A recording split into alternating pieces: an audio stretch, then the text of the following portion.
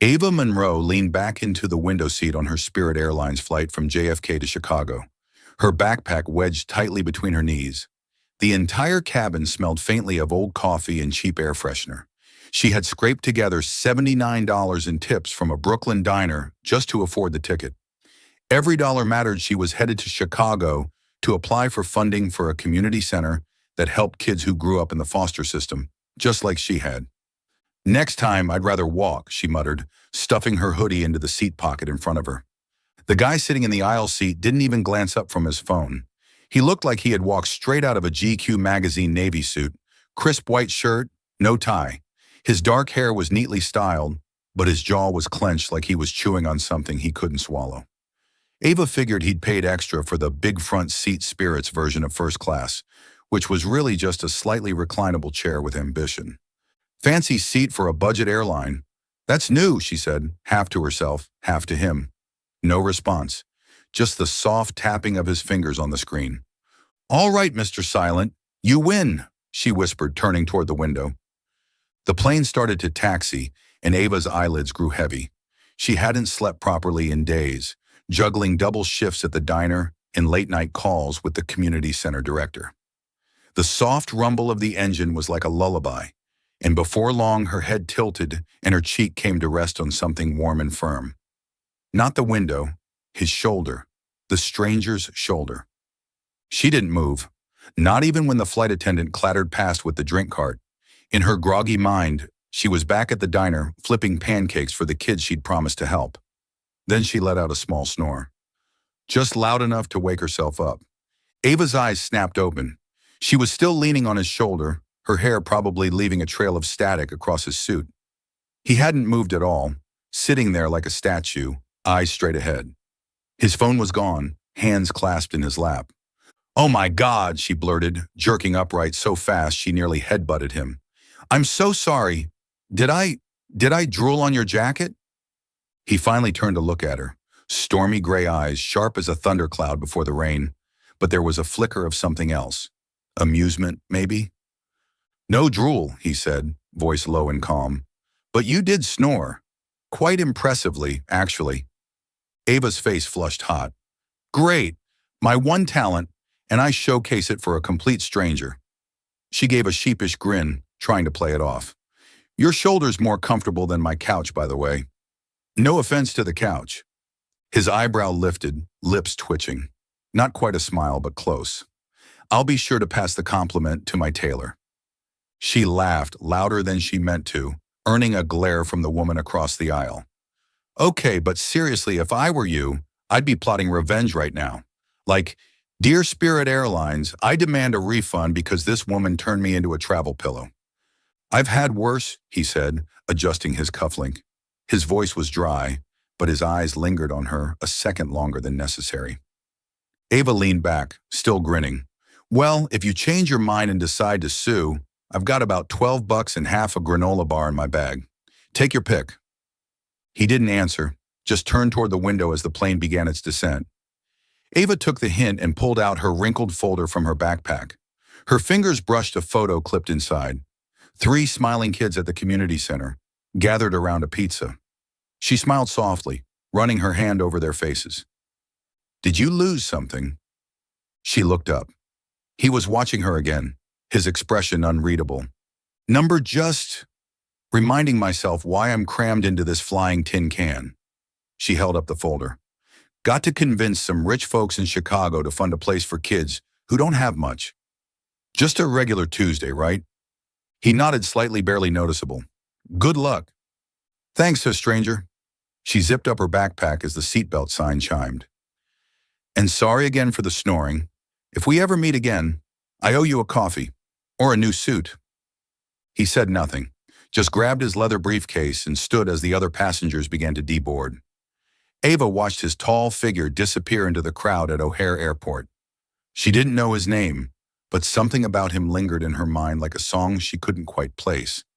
What she didn't know was that the man in the Navy suit was Ethan Caldwell, the face on every business headline in America, and he hadn't boarded that flight by accident.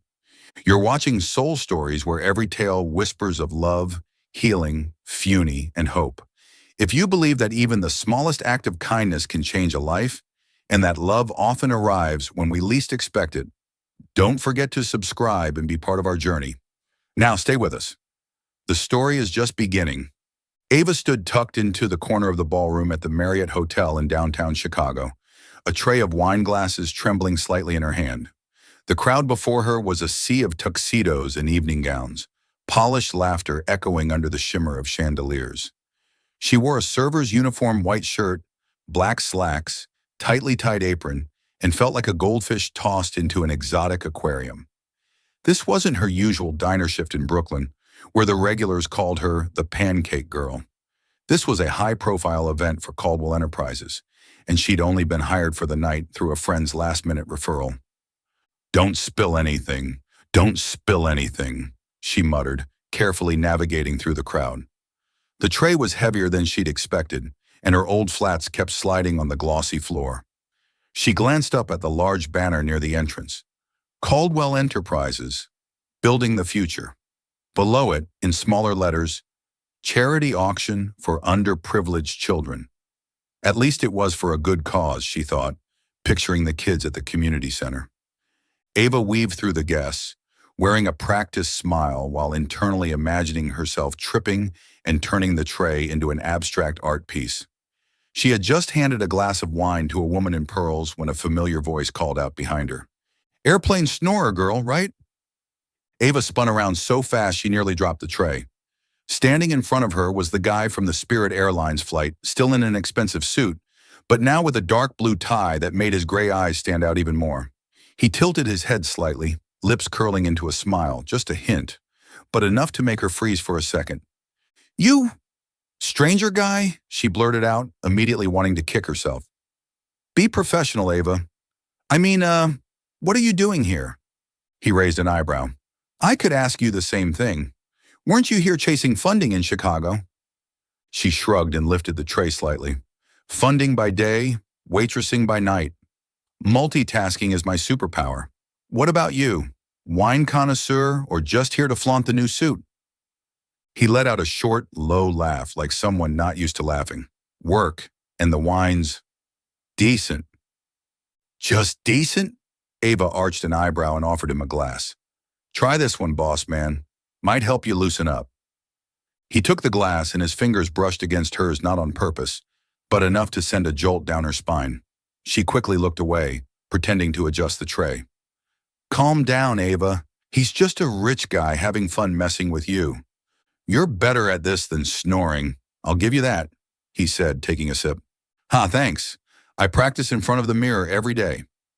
She turned to walk away, but her foot caught the edge of the carpet. The tray tilted, and a glass of red wine splashed straight onto his crisp white shirt, blooming like a bloodstain. "Oh no," Ava gasped, setting the tray down on a nearby table. "I'm so sorry, I swear. I didn't mean to. That shirt probably cost more than my rent." She yanked some napkins from her apron pocket and held them out with a panicked expression. People around them started to turn, whispers rising. Ava's face flushed hot like the whole room was staring. But the stranger guy, just looked down at the stain, then back at her. And instead of getting angry, he laughed. A real laugh this time, with dimples she swore hadn't been there on the plane. "You really are a walking hazard," he teased. "I thought snoring was your thing, but apparently you also specialize in fashion makeovers." Ava froze, napkins still hanging midair. "You're not mad. I just turned you into a modern art piece." "I've survived worse." He shrugged and took the napkins from her, dabbing at his shirt. "Consider this a good excuse to leave early." Just then, a middle-aged man in a gray suit and an event manager badge stormed over, his face pinched. "You! What do you think you're doing?" he hissed, trying to keep his voice low. "Do you even know who this is? This is Mr. Ethan Caldwell, CEO of Caldwell Enterprises." Ava blinked. She turned slowly to stranger guy. "No, Ethan Caldwell." "CEO? The man whose shoulder I drooled on during a flight is a multimillionaire CEO?" The floor seemed to tilt under her. "I'm so sorry, Mr. Caldwell," the manager continued, shooting her a glare like she was a smudge on crystal. "This woman will be terminated immediately." Ethan raised a hand, cutting him off. His tone was calm but sharp like silk hiding a blade. No need me, he said.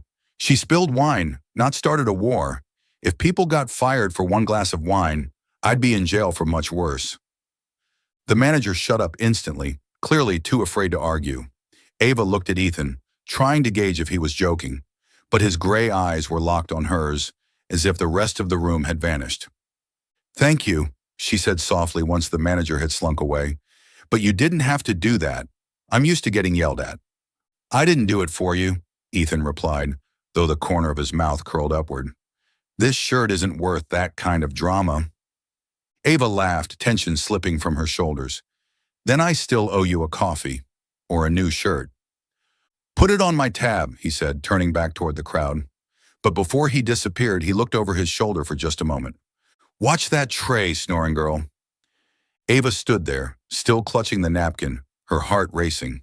She didn't know why, but Ethan Caldwell's smile made her feel like she'd just stepped into a story she wasn't quite ready for.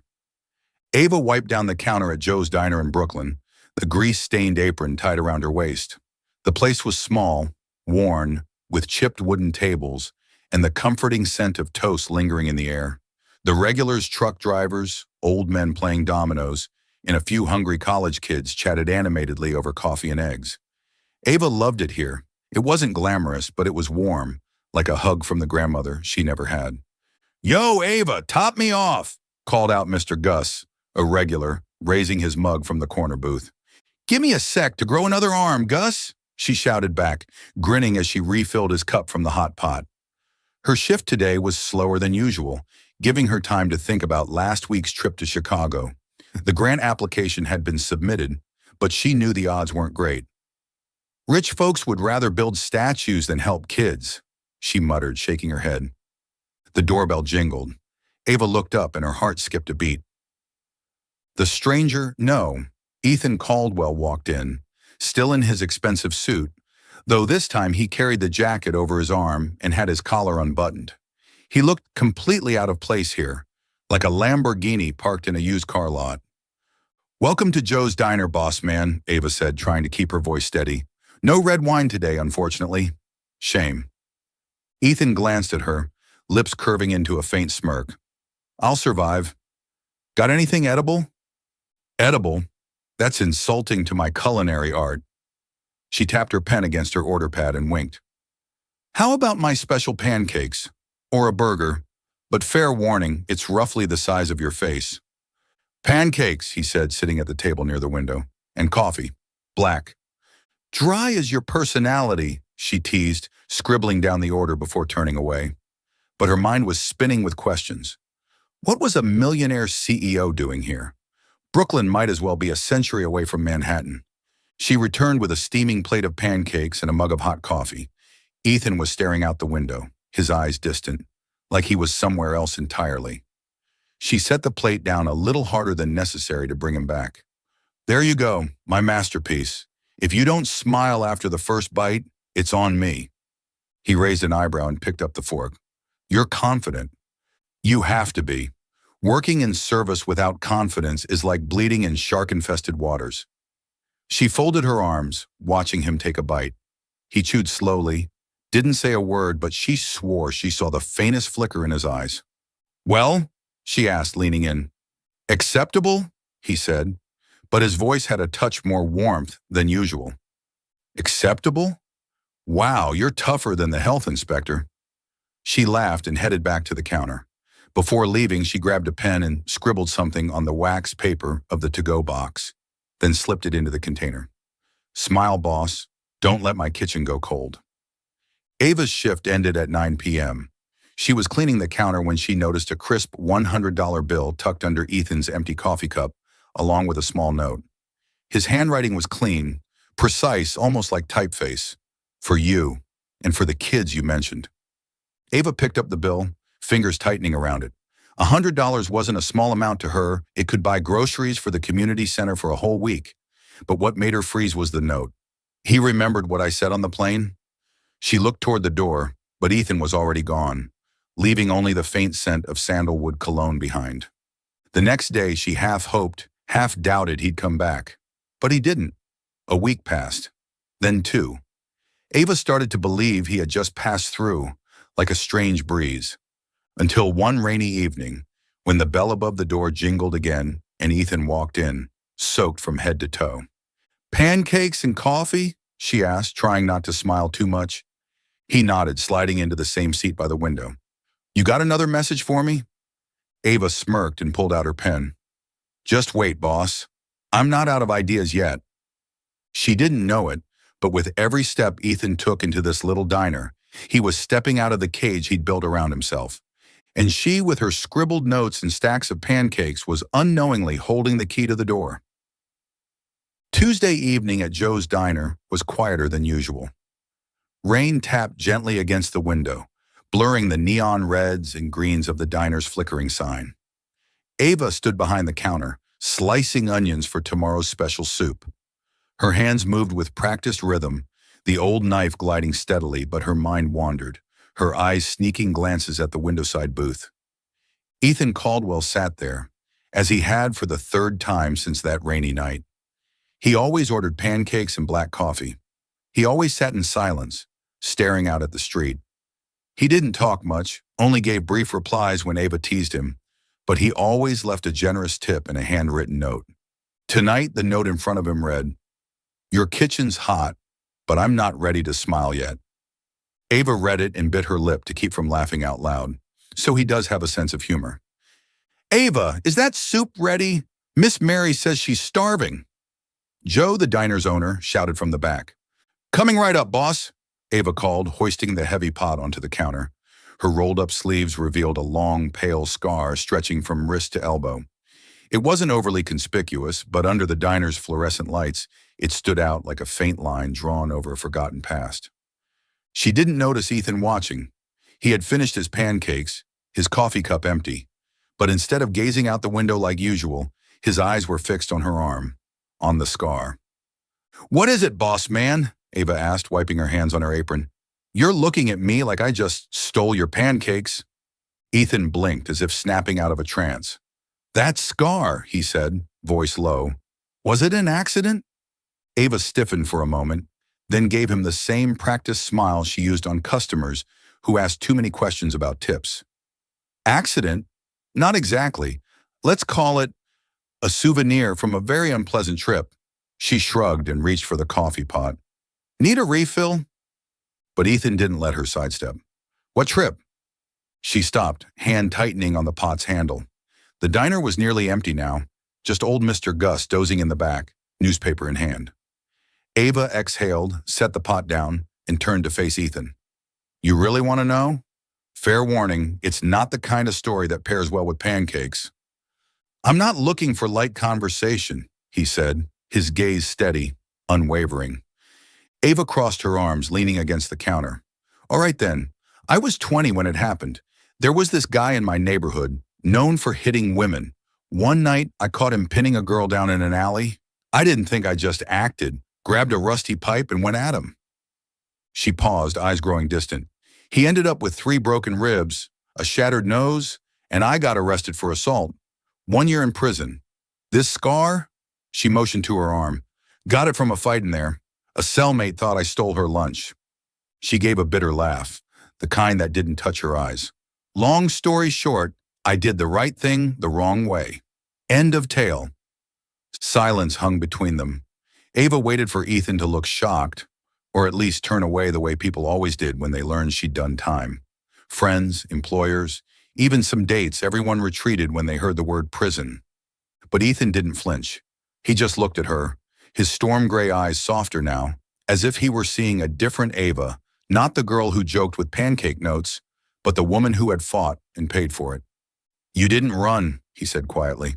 "Most people would have run." Ava frowned. "Run? What do you mean?" "When people see something wrong, they usually pretend they didn't. But you fought back." His voice carried something strange, not quite admiration, more like recognition, as if he saw a reflection of himself in her. She shrugged, trying to lighten the air.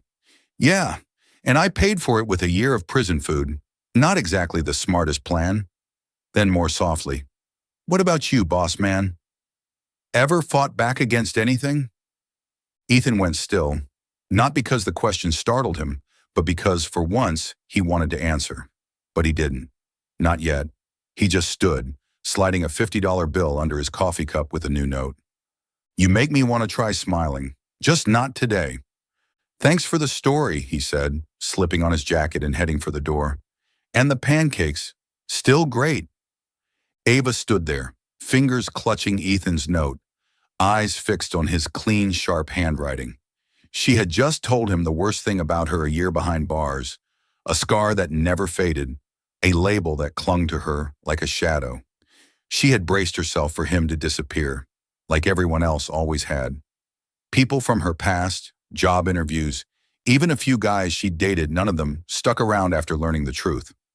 But Ethan, the CEO in his expensive suit and thunderstorm eyes, had left her a note, as if her story wasn't something to run from.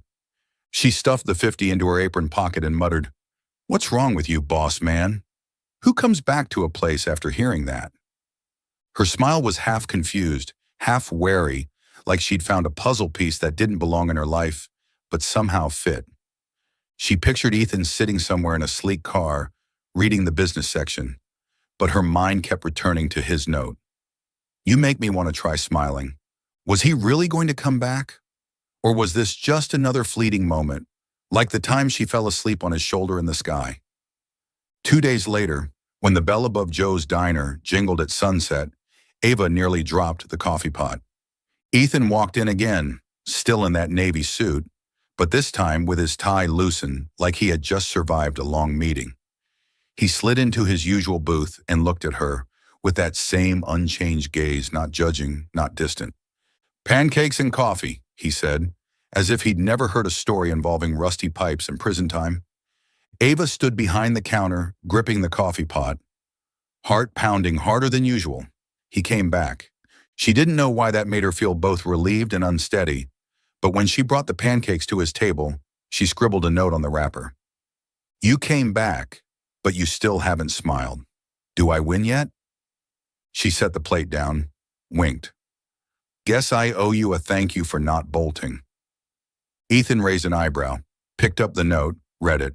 Not yet, he said, a hint of mischief in his voice, but you're getting close.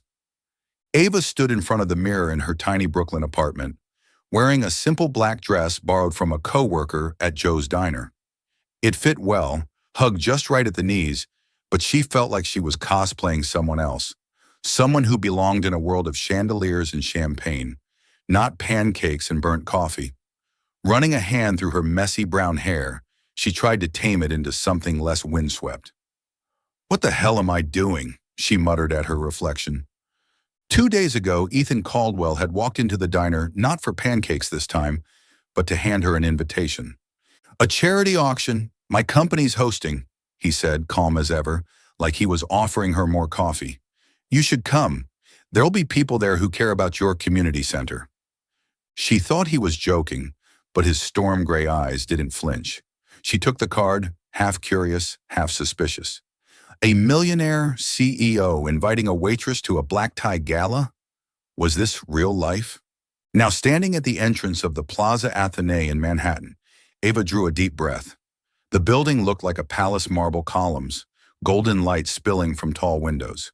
She smoothed her dress and stepped through the revolving doors, immediately feeling like a guppy that had wandered into a coral reef.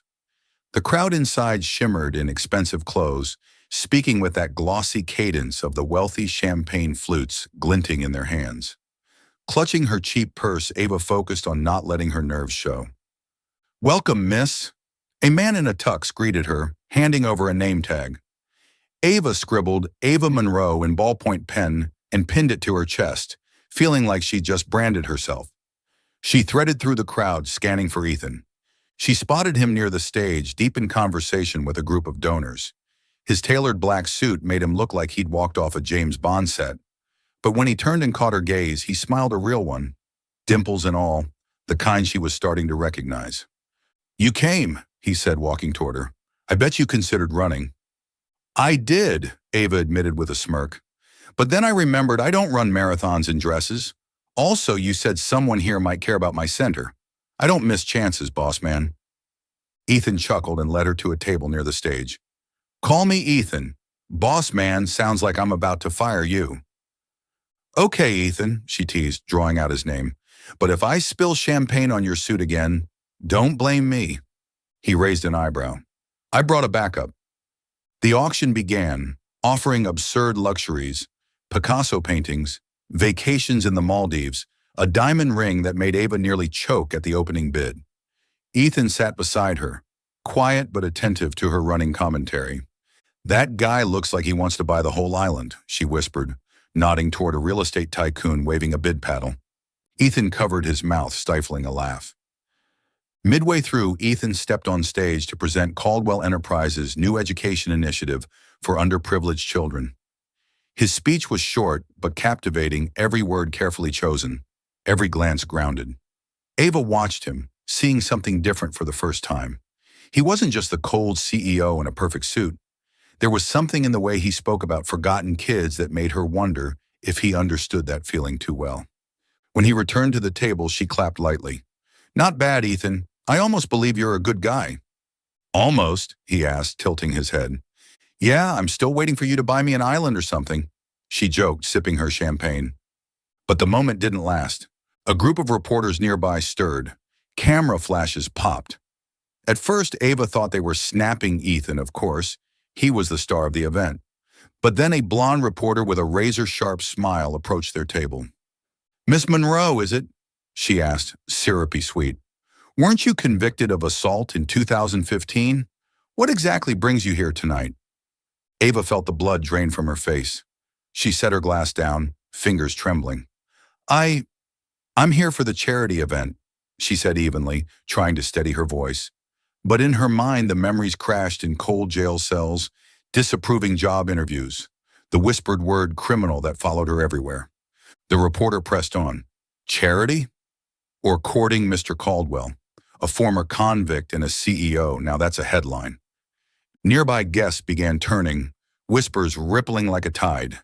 Ethan shot to his feet, jaw tight. That's enough, he said, his voice like a blade. This is a charity event, not a courtroom. If you want an interview, make an appointment with my office. The reporter stepped back, but the cameras didn't. Ava felt the heat of everyone's eyes like she was a zoo animal. She rose quickly, gripping her purse. I need some air, she murmured to Ethan, then slipped out onto the balcony. The Manhattan night air was sharp, but Ava could breathe. She leaned on the railing, staring down at the blur of taxis below. What was I thinking?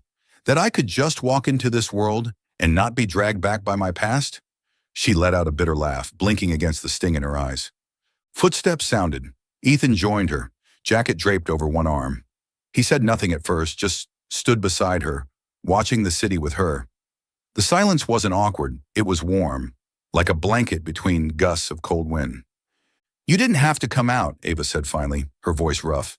I'm fine. I'm used to it.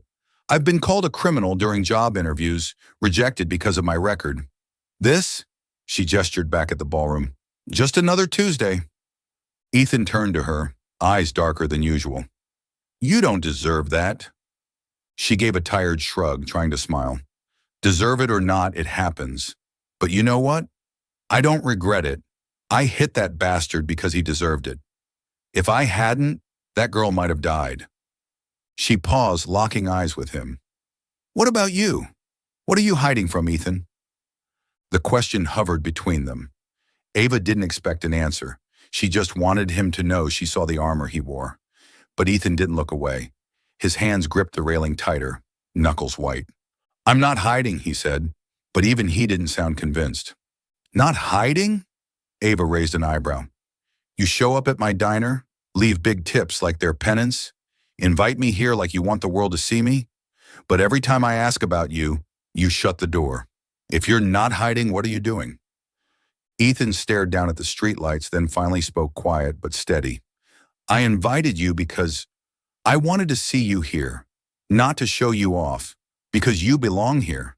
You reminded me there are still people brave enough to stand up even when it costs them. Ava blinked, taken aback by the sincerity in his voice. She opened her mouth to respond, but an event staffer appeared, saying the auction was about to resume. Ethan looked like he wanted to say more, but he only nodded. Coming back in? Or planning to freeze out here all night? She exhaled, smoothing her dress. I'm coming, but if any reporters come near me again, I swear I'm dumping champagne on their heads. Ethan laughed, truly laughed, the most relaxed she'd ever seen him. I'll hold your glass. They returned to the ballroom. The camera still flashed, but Ava didn't flinch. She walked tall, shoulders straight, like her past was something she carried, not something that caged her. And beside her, Ethan matched her step, eyes never leaving her, as if, for the first time, he was learning how to break out of his own prison too. Still following the story? If this story found you outside of Soul Stories, we invite you home to where every touching tale begins, with truth, hope, and heart. Ava stood behind the counter at Joe's Diner, drying coffee mugs with a worn towel, but her mind was far from Brooklyn. It lingered somewhere between last week's charity gala and the look Ethan had given her on the balcony of the Plaza Athénée. That night, when she'd asked, "What are you hiding from?" He hadn't answered, but the way he stood next to her, silent and steady, told her he was wrestling with something heavy. She wasn't sure she wanted to know what it was, but some stubborn part of her, the part that never sat still, wanted to dig deeper. The bell above the door jingled, pulling her back to the present. Ethan stepped in, just as she'd suspected, but he looked different this time. No suit, no tie, just a plain gray shirt with the sleeves rolled up, black jeans, and a face that still carried power, but in a way that seemed human. For the first time, he looked like a man, not a CEO on a magazine cover. "Boss man, you lost?" Ava teased, setting the mug down. "This is Brooklyn, not Manhattan. No champagne here." Ethan slid into his usual window booth, a small smile tugging at his lips. "Pancakes and coffee. No champagne needed." "That's simple." "I'm starting to think you like this place for the cheap food," she said, scribbling his order, then turned away. But when she returned with the plate, she noticed something different. His gaze wasn't fixed on the window like it usually was. It was on her, like he was weighing a decision. "You okay? After what happened at the gala?" he asked, voice low. Ava shrugged, placing the plate in front of him. "I'm fine. The press loves to dig up dirt. I'm used to it. At least they haven't found a mugshot of me in Prison Orange yet. Small blessings." She winked, but her smile didn't quite reach her eyes. "What about you? You okay? You look like you just escaped a board meeting." Ethan let out a quiet laugh, though his eyes darkened. "Close. I just needed air." She crossed her arms, tilting her head. "Air from Joe's Diner? You know the only thing we've got here is the scent of burnt toast and overbrewed coffee, right?" He didn't respond immediately. He took a slow sip of his coffee instead. Silence stretched between them, but Ava didn't press. She'd learned in prison that silence is sometimes the only space someone needs to speak. And eventually Ethan did. "You once asked what I'm hiding from," he said, setting his cup down. "I didn't answer. Not because I didn't want to, but because I didn't know where to start." Ava felt her heart skip. She pulled a chair from a nearby table and sat across from him, forgetting completely that she was mid-shift. "I'm here. Start anywhere, Ethan." He inhaled deeply, eyes fixed on the pancakes in front of him, like they might hold the answer. 4 years ago, my company Caldwell Enterprises launched a line of medical devices, respirators meant for use during surgery. We received a report from the engineering team that one batch had a software glitch, rare, they said, only under specific conditions. But it could cause the machine to shut down mid-operation. He paused, gripping his coffee mug tighter. Ava stayed silent, listening. "I brought it to the board. They said it wasn't a big risk, that we could fix it later with a software patch. Meanwhile, hospitals had already placed bulk orders. The shareholders were breathing down our necks. Market pressure was mounting. He swallowed. "I approved shipment. Thought we could handle it later." His voice dropped lower. 1 month after that decision, a patient in Chicago died. Mid-heart surgery. The respirator shut down. She was 32. Ava felt her throat tighten. She looked at Ethan at the tension in his jaw, the way his shoulders slumped like he was carrying something crushing. "Ethan," she started, but he raised a hand, gently stopping her. The family sued. We settled. But no one ever found out I was the one who signed off. The press blamed the tech team. The suppliers, I let them. Because if I admitted it, the company would have collapsed. Shareholders would have pulled out. Thousands of employees would have lost their jobs. He let out a bitter laugh. I chose the coward's way out, and I live with it every day. Ava sat still, letting the weight of his words settle. She thought about her own nights in prison, wondering if she would have done anything differently. She knew what it meant to live with a decision. But what Ethan carried, it wasn't just guilt. It was isolation. Shame wrapped in silence. You know, she said finally, voice steady, I've always hated guys in suits. The ones in shiny offices who make life or death decisions like they're checking email. But you're not that. You're trying to step out of that cage, aren't you? Ethan looked up at her, his gray eyes meeting hers. You're the first person I've ever told this to. I don't know why. Because I'm a great listener, she smirked, trying to lift the mood. Or maybe it's the pancakes. They're known to soften even the hardest of hearts. He laughed, really laughed, though just for a moment. Maybe both. She stood, placing a hand lightly on his shoulder. A small gesture, but warm. Look, Ethan, I'm not here to tell you what's right or wrong. But if you're telling me some girl who once smashed a creep with a rusty pipe, then maybe that means you're trying to fix it. Don't stop. He looked at her, and for the first time, the storm in his eyes cleared just a little. You make everything sound simpler than it is. No, she replied, heading back to the counter. I just fake it well. Before she left, she scribbled something on his pancake wrapper. You told me. Now smile. I'm waiting. Ethan picked up the note, read it, and for the first time, he left behind a message that wasn't a joke. Thank you, Ava, for not running. When he walked out, the rain had stopped. The neon lights from Joe's diner reflected on the wet sidewalk like colored glass. Behind the counter, Ava clutched the note he left her, wondering how a man like Ethan Caldwell had wandered into her world, and why, despite everything, she wanted him to stay. Ava stood outside the Brooklyn Community Center, arms wrapped around a box of homemade cookies for the kids. The old building with its peeling paint and cracked windows now looked reborn. A new roof, freshly painted white walls, a small playground with gleaming swings. For a moment, she thought she had the wrong address. Just last week, the center's director was in tears, worried they'd be evicted for not affording repairs. So what the hell happened? Ava! A 10-year-old girl with neatly braided hair, Tiana ran out and hugged her tight. Did you see the playground? There's even a slide. Some guy said someone sent money to fix everything. Ava smiled, patting Tiana's head, but a storm was building inside her. What guy? Who sent the money? Her voice was tense. Tiana shrugged. Don't know. Miss Helen said it was from an anonymous donor. Pretty cool, right? Setting the cookie box down, Ava pulled out her phone and called Helen, the center's director. A few exchanges later, Helen confirmed. A large donation had arrived enough to repair the building and cover rent. We don't know who it was, she said, but the donor asked that the money go to the center. Because of you, Ava. Ava ended the call, stunned, standing motionless in the middle of the brand new playground. One name flashed in her mind like the neon sign outside Joe's diner. Ethan Caldwell. Gratitude and fury clashed in her chest. Who does he think he is? Some suited knight saving the world in silence, then disappearing. That night, Ava scrubbed the diner counter so hard that Joe, the owner, raised an eyebrow. You trying to polish that thing into a mirror, Ava? She forced a smile, eyes locked on the door. She didn't have to wait long. The bell jingled. Ethan walked in the same gray shirt, same dark jeans like he was trying to blend in as a true Brooklynite. Pancakes and coffee, she asked, voice even but sharp around the edges. Ethan raised an eyebrow, sensing the change. You okay? Peachy. She dropped his plate down a little too firmly. You know what's wild? My community center just got a full renovation. New roof, new playground, everything. From an anonymous donor. Sound familiar, boss man?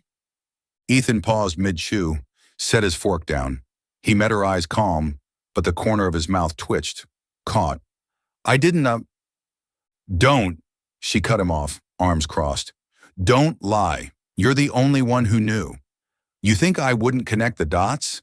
A pile of money falls from the sky right after I talk to you about those kids? He stayed silent for a moment, then sighed. Fine, it was me. I contacted a company foundation. I asked them to donate. I didn't tell you because... Why? Ava snapped, voice rising. Because you thought I needed your pity? Or because you wanted to swoop in, do your good deed and disappear like it's some kind of redemption for whatever else you're still hiding? She stepped closer, eyes bright with fury. You don't get to do that, Ethan. You don't get to drop into my life, do something huge and pretend it means nothing. The diner was nearly empty, just old Mr. Gus in the corner, pretending to read the paper while eavesdropping hard. Ethan stood facing her, voice low but firm. I didn't pity you, Ava. I did it because I wanted to help. Because those kids matter. Because you matter. You deserve to see your work honored. Then tell me, she shouted, slamming her hand on the table. The coffee cup trembled. You think I'm some fragile girl who can't handle honesty? I've been in prison, Ethan. I've been called garbage, a threat, a mistake. I don't need to be shielded. I need the truth. Ethan clenched his fists. His voice didn't rise, it dropped, thick with emotion. I didn't hide it because I think you're weak. I hid it because... He paused, pain flickering in his eyes. Because I'm scared that if I get too close to you, I'll drag you down with me. His voice softened, barely audible. You saw the press at the gala. That was nothing. If they find out we're connected, you get the stain. You carry my fallout. Ava blinked. Her anger faltered. She saw it again, his slumped shoulders, like the day he told her about the faulty respirator. He's not trying to save me. He's scared of breaking me. The realization cracked something inside her confusion. Compassion, maybe both. But she didn't let it take over. Listen to me, Ethan, she said, voice calmer but steady. I don't need you to protect me from the press or anyone else. I need you, the real you. If you want to help, then stay. Don't be a knight in a suit who does one good thing and vanishes. I hate guys like that. Ethan held her gaze. His gray eyes softened, like someone had turned on a light behind the storm. I'm not disappearing, he said, and for the first time his voice trembled just a little. I've never been good at staying. Ava smirked, grabbed a pen, and scribbled on the pancake wrapper. Stay. I'm not afraid of the stains. She slid the note toward him and turned back to the counter, leaving him with a plate of cooling pancakes and her words. Ethan read the note, fingers tracing her scrawled handwriting. He didn't leave a tip that night, not because he was being cheap, but because for the first time, he wanted to leave something more meaningful, a silent promise to try. When he walked out into the neon glow reflecting off the wet sidewalk, Brooklyn didn't feel like a hiding place anymore. It felt like a beginning. Behind the counter, Ava wiped another mug, a small smile tugging at her lips.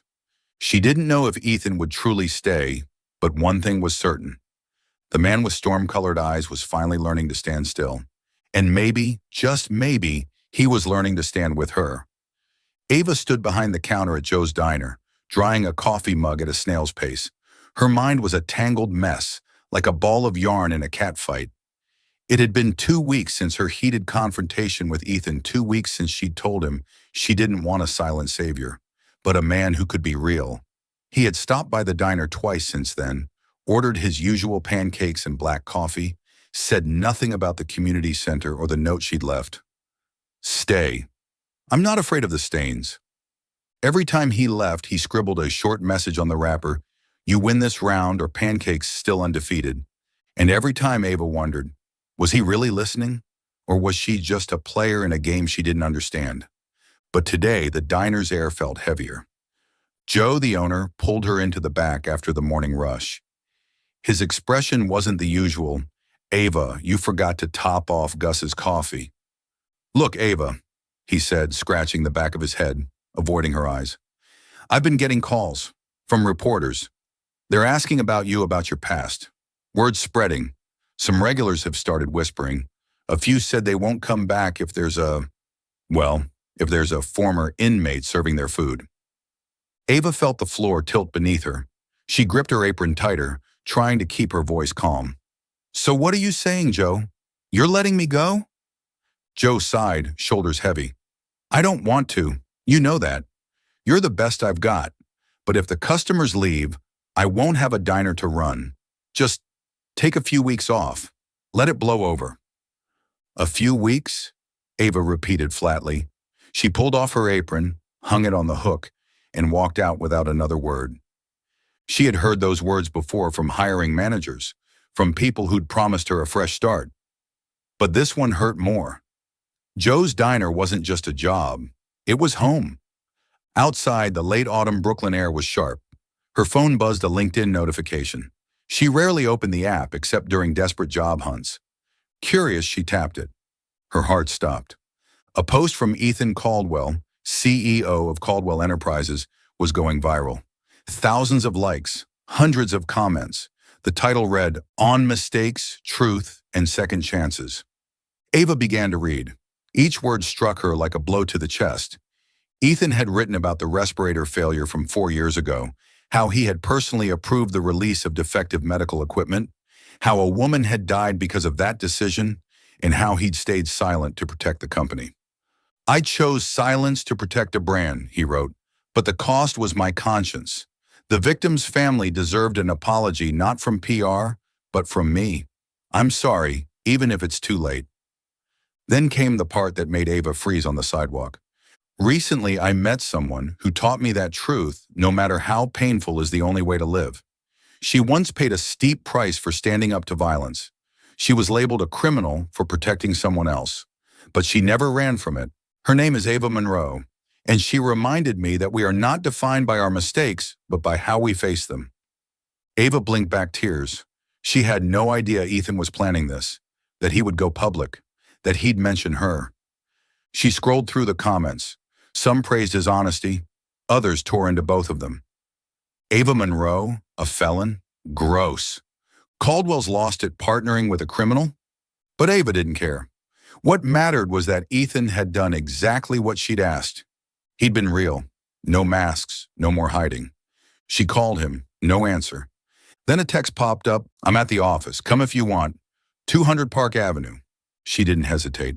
The train ride to Manhattan felt like her pulse fast and anxious. Caldwell Enterprises towered like a glass monument to power.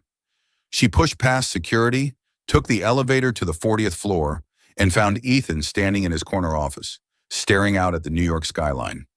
"You're insane," she said the moment she walked in, half furious, half overwhelmed. "Do you realize what you wrote? Do you know the press is going to eat us alive?" Ethan turned. His gray eyes were calm but brighter than usual. "I know, and I don't care. You asked me to be honest, Ava. This is me being honest." She shook her head, stepping toward him. "I just lost my job. Well, a few weeks off, but we both know what that means. Because of the press, because of my past. And then you post that? You just turned me into a public target." Ethan's jaw tightened. "I didn't think about that part. I just wanted to make things right. For you. For me. For the people I've hurt." Ava exhaled and dropped into the chair across from his desk. "You don't need to fix me, Ethan. I don't want a knight in a suit. I just need you." Her voice softened. "To stay." He walked over and knelt in front of her, his eyes level with hers. "I'm trying, but I'm not good at this, Ava. I'm used to hiding, to controlling everything. You make me want to tear it all down, and I don't know if that's good or dangerous." She looked at him, really looked, and saw the sincerity behind those storm-colored eyes. Tears slipped out before she could stop them. She wiped them quickly, forcing a crooked smile. "Good, because if you make me cry again, I'll post on LinkedIn that your pancakes are garbage." Ethan laughed, a deep, real laugh she hadn't heard before. "You win." He stood and offered her a hand. She took it, stood too, then let go. "I'll find a way to get you back at Joe's," he said, "or anywhere else you want to be." She shook her head gently. Let me handle that, but thank you for being real." She walked toward the door, then turned back. "Keep posting stuff like that, and I'll have to open a pancake shop in Manhattan to support you." Ethan watched her go, smiling faintly to himself. For the first time in 4 years, the weight in his chest eased just a little. And Ava, as she stepped out into the buzz of Manhattan, she didn't feel like a former convict or a waitress anymore. She was the woman who made Ethan Caldwell face the truth. And that meant more than any job title ever could. Ava lay sprawled on the couch in her tiny Brooklyn apartment, eyes fixed on the cracked ceiling above. 2 weeks had passed since Joe's Diner gave her a few weeks off to calm the media storm. Tabloids had gone wild, branding her a dangerous ex-con, twisting the 2015 assault into a random act of violence. One even claimed she attacked the man over a love triangle. Ava let out a dry laugh, but it didn't reach her heart. Ethan Caldwell's LinkedIn post, where he'd publicly admitted to his past failure and stood up for her, had inadvertently painted a target on her back. She got up and brewed some coffee, trying to shake off the fog. Her savings were thinning out fast, and every diner she'd applied to had turned her down thanks to one line on her record, previously convicted. Maybe I should sell cookies on the street, she thought wryly, though the smile never reached her eyes. The community center was doing well thanks to Ethan's donation, but that didn't fix the way she felt like she was slipping back into the shadows of who she used to be. Her phone buzzed. A message from Ethan. Meet me at the corner of Flatbush near JFK. 7 p.m. Bring a coat. Ava frowned. What now? She remembered the look in his eyes when he knelt in front of her, admitting he didn't know how to stay. Despite the storm he stirred with his post, she couldn't deny one thing. He was the only person trying to make things right. She grabbed her coat and caught a bus, torn between curiosity and exhaustion. Under a flickering street lamp, Ethan stood waiting, dressed in a dark blue sweater and jeans, looking more like a Brooklyn local than a Forbes cover star. He grinned, dimples and all. You actually came, he teased. I was betting you'd think I was flying you to the Bahamas. Bahamas? These days, a hot cup of coffee feels like a luxury, Ava smirked, tightening her coat. Just don't make me get on a plane. My snore record on your shoulder still stands, and I'm not looking to top it. Ethan laughed and led her through a few quiet blocks to a weathered bench under an old oak tree, not far from a JFK bus stop. Ava stopped in her tracks, breath catching in her throat.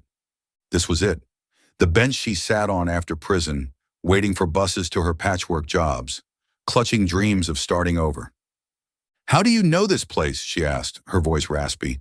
You mentioned a bench near the airport on our first flight, Ethan said, sitting down and patting the space beside him. I asked around. Guess this was it. If I'm wrong, feel free to scold me. Ava sat slowly, feeling the cold of the stone bench through her jeans. You're a terrible detective. But yeah, it's the one. I used to sit here eating $2 sandwiches, thinking if I tried hard enough, people would forget I ever went to prison. She laughed bitterly, eyes stinging. Guess I was wrong. Ethan leaned closer, his gray eyes warm. They don't have to forget, Ava. You're not your past, and I brought you here to prove that. Before she could ask what he meant, her phone started vibrating nonstop. Messages from her friend at Joe's Diner, a link to a breaking article. Brooklyn abuser faces prison after case reopened. Ava scrolled quickly, heart racing. Ronnie Slater, the man she had attacked in 2015, had just been arrested for assaulting another woman. This time there was clear surveillance footage. But that wasn't what stunned her most.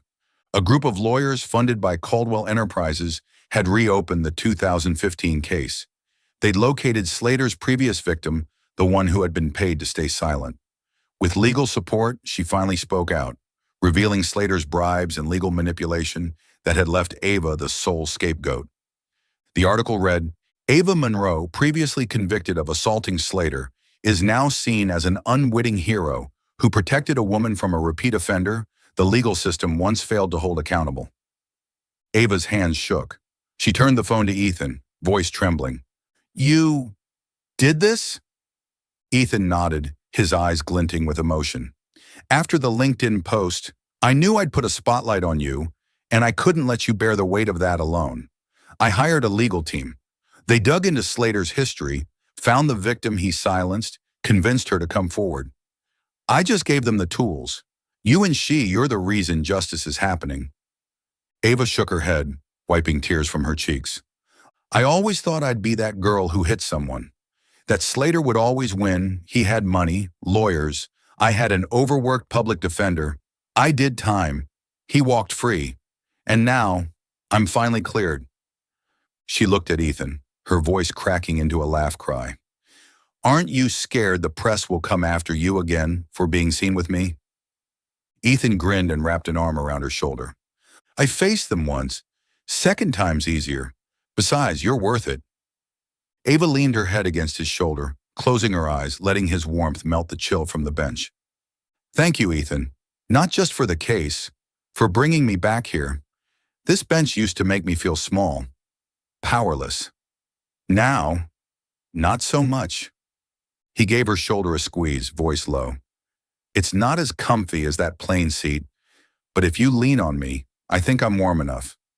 She chuckled, teasing, just don't let me snore.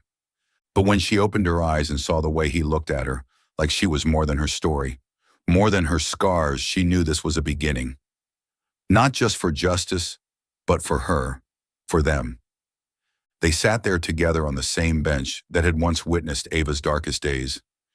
Now it stood witness to something new: redemption, vindication, and maybe love. When they finally stood, Ava grabbed his hand, lacing her fingers through his. Come on, she said. You owe me a meal that isn't pancakes, and this time I get to pick the place. Ethan smiled, walking beside her. And for the first time, neither of them felt like they were running from anything. They were walking into something better together. You're watching Soul Stories, exclusive to our channel. If you're still with us, drop a comment, we read and cherish them all. Subscribe to support more heartfelt, original stories. Thanks for being part of the Soul Stories family. 1 year later, Ava stood before the brand new storefront of the Second Chance Diner in Brooklyn, holding a tray of freshly baked cookies.